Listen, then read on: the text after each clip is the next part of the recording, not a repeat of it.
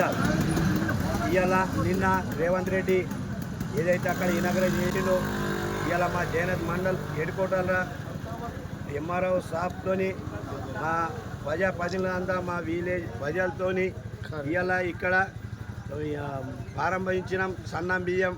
ఎందుకంటే ప్రతి రైతుకు బియ్యం కొనుడుకు అట్లు కొనుడుకు బోనస్తోని రేవంత్ రెడ్డి ఏదైతే నిజంగా అక్కడ ప్రారంభించిండో ఆ విధంగానే ఇప్పుడు ప్రతి ప్రజలకు పేద ప్రజలకు సన్నం బియ్యం పంపిణీ కావాలని మన ప్రభుత్వం ఒక్కటే లక్ష్యంగా ముందుకు పోతున్నది. మా ప్రభుత్వం ఏవైనా పథకాలు పేదలకు అందాలని మా కాంగ్రెస్ పార్టీది ఒక వినాదం.